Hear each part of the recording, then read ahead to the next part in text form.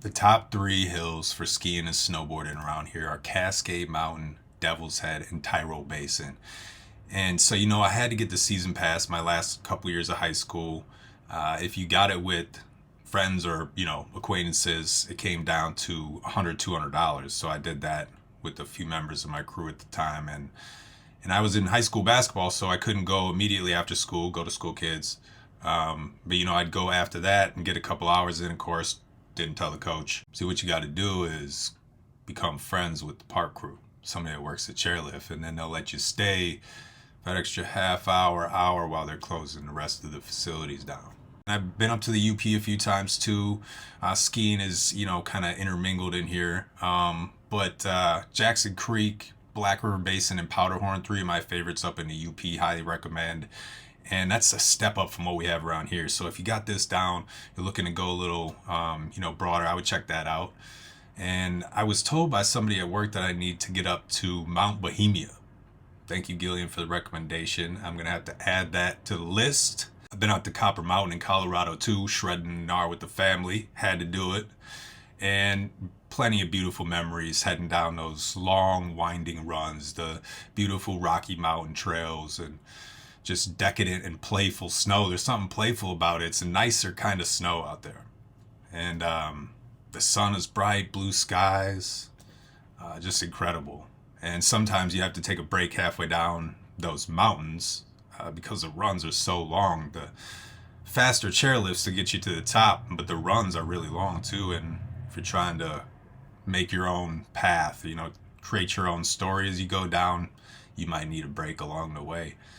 And, it's kind of like a game deciding as you're going what the right decision is, the best path for you to go, what's going to make you the happiest. Is it the green circle, the blue square, the black diamond? And I did rip multiple black diamonds in Colorado snowboarding. No falls, no issue. So steezy. Count it. It's in the books. All right. I did avoid the double black diamond. So, double black diamond course altered. I did not do any double black diamonds on purpose. Might have wound up there by accident. I'm not going to claim it. But, just incredible. The Colorado fresh powder, all you have to do is lean back a little bit and you can hit a jump just like that. I was hitting 360s, just making little kickers out of piles of snow. And you don't have to worry as much about falling either. It's like falling in a pile of leaves. Just the perfect consistency, speed, and density of the snow out there is amazing. The fake snowflakes that we make around here, that's a different story. If you look at them closely, they're like little transparent beads. And so, the implications of that are twofold at least.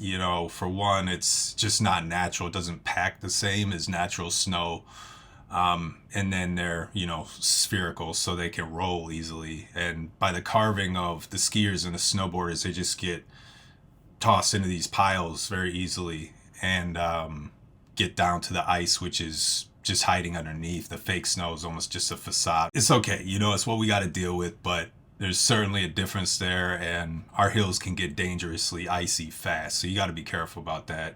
But no matter what kind of snow it is, fluffy, slushy, virgin, turned out, I love the ride. Small hill, big hill, I'm in it for the experience. Floating through the wilderness with the cool winter breeze kissing my face. And I can just float. I don't need any of the razzmatazz. A nicely groomed slope will suffice every time. I'm not one of those people all pretentious about where they go snowboarding. I only go in Utah and Colorado. I learned how to ski in my first decade, but then I got into snowboarding around 14. My cousins were into it and a couple of my friends. I wanted to hang a bit, but I also wanted to do the tricks. I felt like it would be easier to do tricks on a snowboard than skis. Corey and Sam, appreciate you very much for getting me battle ready, and your efforts will never be forgotten. A few painful days and a lot of falling on my ass, and I could finally get down the hill without falling. I tell people, if you can already ski and you can fully commit to learning snowboarding, and you can fight through the pain along the way, you can learn enough in 3 days to get down the hill without falling. But I was going with guys doing backflips, backside 540s that did spins on the rails, 270s off, crazy type shit. A couple of them in rail jams, big air competitions. I was the amateur of the group. And at my peak, I could 50-50 rainbow and bridge rails, sloppy 360s, like Shaggy from Scooby-Doo. Like almost or barely. Grabs though, front, back, both sides, all day. And I never got into gap rails or board sliding or moguls much, but I was jibbing like a villain. I camped a few times at the terrain park, hit it, hike back up, hit it again, run it back. But that really wasn't my style. I was working on my professional amateur moves more so, not really trying to make it big with snowboarding.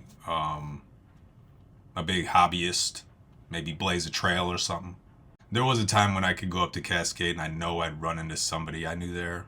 You could just, hey, let's hit a run together real quick. You see somebody that you know, and then you're hanging out. You may not have even talked to each other outside of Cascade, but it just brings out a different type of person in you when you know you have that connection.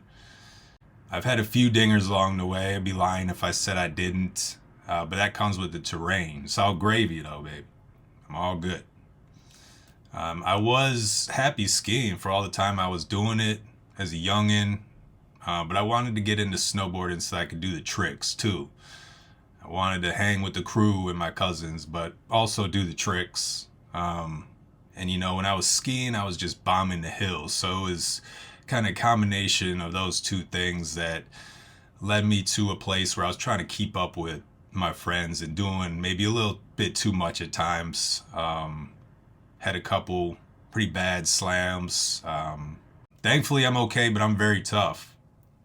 I highly recommend anybody who's looking to get into snowboarding or skiing, whether you're hitting rails or not, jumps, to wear a helmet. I mean, getting a concussion or worse is much worse, like taking some ribbon along the way. I recently hit up Devil's Head, and this was with my older brother and his crew of friends. They have a yearly trip, so I was just kind of tagging along. That was the place I've been second most. We used to have class field trips there. I think I went 1 or 2 times. And they would teach you how to snowboard on those trips. I was too scared then. This was in middle school. So I would just ski, but Devil's Head's cool. And I have some memories there. It was nice to revisit. Hope you enjoyed the video. Here's a few clips from my recent trip to Devil's Head. Pulling up. It's probably real bit. It's 10:15. Open at 10, so. If you see a crew all wearing coordinated outfits, or they're wearing a giant banana outfit, or a chicken costume, basketball jersey, you know they're gonna show out. So don't go talking shit if you can't back it up with these types. Just know that those are signs of steez. Don't drop the phone, or that's the end of that video.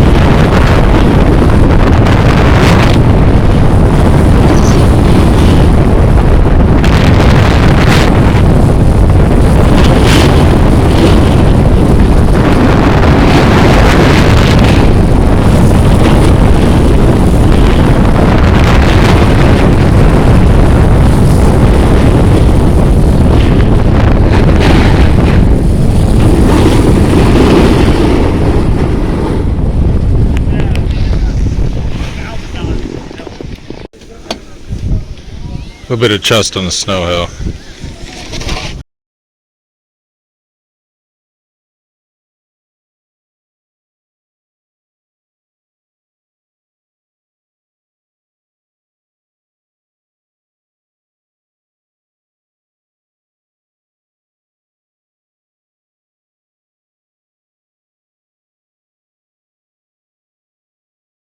What means ML?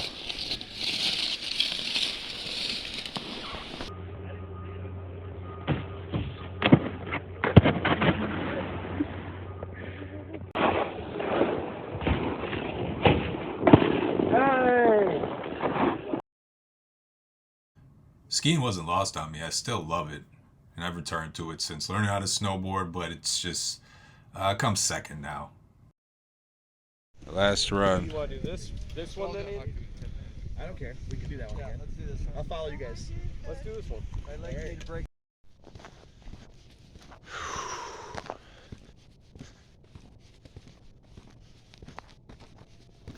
Nailed that box up.